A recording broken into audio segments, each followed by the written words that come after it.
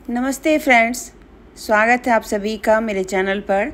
और आज की वीडियो में मैं शायद शेयर करने वाली हूँ होम और किचन से रिलेटेड चीज़ें, जो कि मतलब क्लीनिंग को लेकर के है। बारिश आ चुकी है, बहुत ज़्यादा तो नहीं लेकिन थोड़ी बहुत तो बारिश आ ही गई है, उमस हो गई है। और ऐसे में हमारे घर में जो है ना सबसे पहले जो चीज़ें होती है वो होती है गंदगी, जिसके वजह से बहुत सारे कीटाणु जो होते हैं वो हमारे घर के अंदर बसेरा करने लग जाते हैं।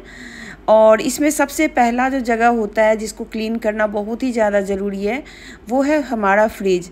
तो अभी गर्मी बहुत थी तो हम लोग थोड़ा सा आलस कर रहे थे कि फ्रिज को साफ़ करने में, लेकिन अब मौका आ गया है और इस टाइम पे आपको फ्रिज को साफ़ कर लेना चाहिए।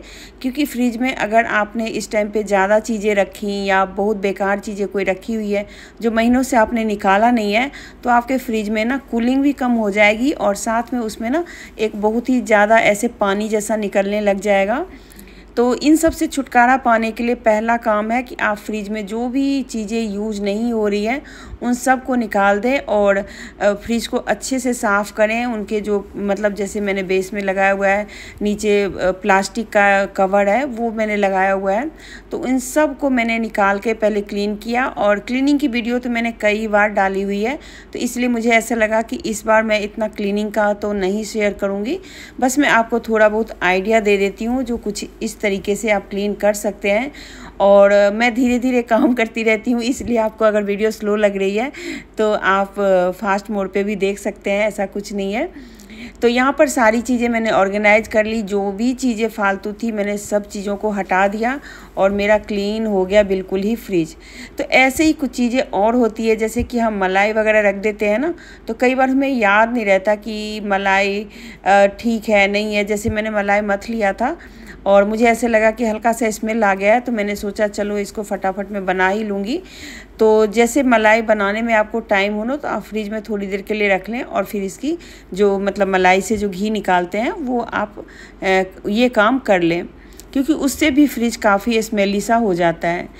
चलिए अब होम और किचन से रिलेटेड चीज़ें मैं आपको बताती चलती हूँ। मेरे पास ये 2 मैट है जो कि जैसे वुडन के बने हुए हैं। और जो साइड टेबल होती है जैसे फर्नीचर का, अगर आपके घर में भी लकड़ी का बना हुआ साइड टेबल है तो आपको दिखता होगा कि उस पर अगर हम चाय वाय रख देते हैं ना तो गंदे हो जाते हैं। तो उस पर ना कुछ इस तरीके का मैट बिछा दीजिए, जिसको क्लीन करना भी काफ़ी आसान रहता है और सुंदर भी दिखता है। एक और चीज़ है, जैसे कि हमारे घर के प्लास्टिक के जो फ्लावर होते हैं, जो आर्टिफिशियल फ्लावर होते हैं, उन पे आप देखेंगे कि बाल धूल सारी चीज़ें जमा होती रहती हैं। तो इन सारी चीज़ों को दूर करने के लिए सिंपल पानी में जो बिल्कुल ही साधारण सा पानी होता है, नल पे जा कर के इसको धो दें, सुखा दें और फिर आप उसे दोबारा से सेट कर दें। तो बस मैं कुछ टिप्स आप लोगों के साथ शेयर कर रही हूँ। देखिए मेरा ये जो साइड टेबल है वो काफ़ी गंदा हो चुका है, मैंने काफ़ी ट्राई किया पर अब ये साफ़ नहीं हो पा रहा है।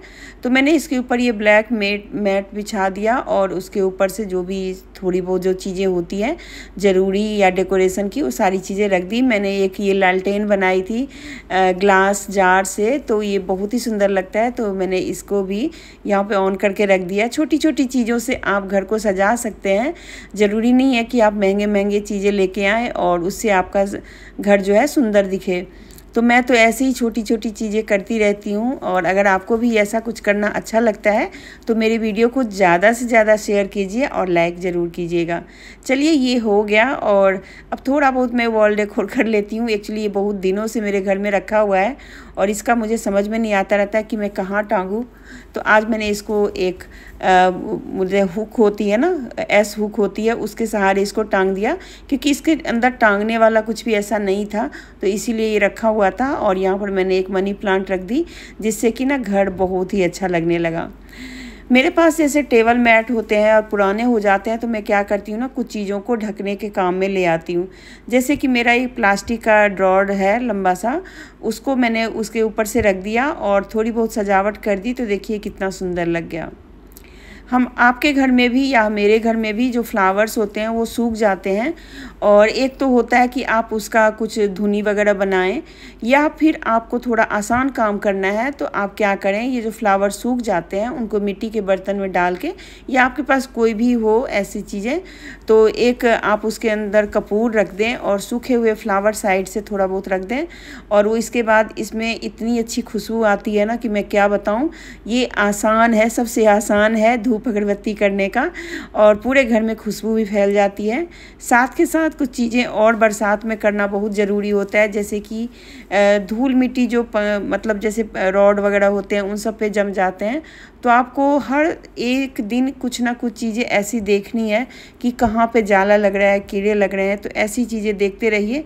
और पर्दा हटाने के लिए मेरी बेटी मेरी हमेशा से ही मेरी मदद करती है, क्योंकि मैं ऐसे ऊपर चढ़ के मतलब पर्दे नहीं निकाल पाती हूँ, तो इस काम में मेरी बेटी ही मेरी मदद करती है। और बस कई जगह के पर्दे बदलने होते हैं तो ये सारे काम वो कर देती है, तो मुझे बहुत आसानी हो जाती है कोई काम करने में। तो इस तरीके से आप बरसात के दिनों में थोड़ी बहुत चीज़ों को करके आप अपने घर को साफ़ और फ्रेश बना सकते हैं। और ये जो पर्दा है ना, देखिए थोड़ा सा लंबा है, तो मैं सोच रही हूँ इसको थोड़ा सा और मोड़ दूँ, लेकिन नीचे तक रहता है ना, तो मेन गेट पे तो बहुत सही लगता है, लेकिन थोड़ा बीच वाले में इतना सही नहीं लगता। चलिए, हर रॉड को बदलना भी ज़रूरी होता है, मतलब हर पर्दे को बदलना ज़रूरी होता है। तो मैं एक दिन में 2 रूम या 3 रूम ऐसे करके कर लेती हूँ। तो बस यही सारी चीज़ें करते हुए आज का दिन निकल रहा है। और अगर आपके पास जूट वाले पर्दे हैं ना, वो इस टाइम पे बहुत काम आते हैं, क्योंकि जूट के पर्दों से ना रोशनी थोड़ी कम आती है, ब्लैकआउट सा होता है वो थोड़ा, तो गर्मियों में ये वाली चीज़ें बहुत सही रहती है। तो मैं अपने घर में गर्मियों में ब्लैकआउट पर्दे ही लगाती हूँ, चाहे मतलब बहुत महंगे वाले नहीं लगाऊँ, लेकिन थोड़े सस्ते वाले भी, लेकिन कॉटन के ही लगाती हूँ। तो उससे क्या होता है ना कि घर में एक अच्छा सा कूलिंग रहता है, अगर एसी भी चल रहा है या मतलब जैसे कि आप जैसे कूलर वगैरह चल रहा है, तो उन सब की भी ठंडक बनी रहती है। और इस टाइम पे जब मॉइस्चर होने लगता है ना मौसम में, जब बारिश नहीं होती है, तो उस टाइम पे इस टाइप के पर्दे आपको बहुत ही हेल्प करते हैं। और आज का काम तो हो गया, तो ये वीडियो 2-3 दिनों का जोड़ के मैंने बनाया है, क्योंकि मैं सोच रही थी कि एक लंबा सा वीडियो बनाऊं, क्योंकि छोटे छोटे वीडियोज़ डालने में थोड़ा सा मुश्किल हो जाता है। तो चलिए, यहाँ पे पर्दे वर्दे मैंने लगा लिए, और कुछ टिप्स आज आप लोगों के साथ शेयर करूँगी, जो कि अभी आपको मैं दिखाने वाली हूँ। हम जब रोटियां बना रहे होते हैं ना, तो किसी डब्बे में जब रखते हैं, तो चाहे तो उसके नीचे कपड़े रखते हैं या कुछ ऐसे टिश्यू पेपर रखते हैं, लेकिन उससे क्या होता है ना कि टिश्यू पेपर गल जाता है और कपड़े भी ऐसे पानी पानी से होते हैं, उसमें स्मेल भी आ जाते हैं। तो चाहे तो आप उसे रोज़ धोइए, या फिर एक तरीका है जो हमारे माइक्रोवेव का स्टैंड होता है ना, तो ऐसे स्टैंड तो मुझे लगता है आजकल सबके घर में होता होगा, वो आप स्टैंड लीजिए। आप चाहे तो उसके ऊपर रखें टिश्यू पेपर, या नहीं भी रखेंगे ना तो रोटी के अंदर ना बिल्कुल ही पानी नहीं बनेगा, और जब हो जाए तो उसे क्लीन करके आप रख लीजिए। बहुत ही आसान सा ये तरीका है रोटी को रखने का। कई बार हम सोचते हैं टोकरी ले लें, ये ले लें, लेकिन सबसे बढ़िया है माइक्रोवेव के स्टैंड पे आप रखिए रोटी।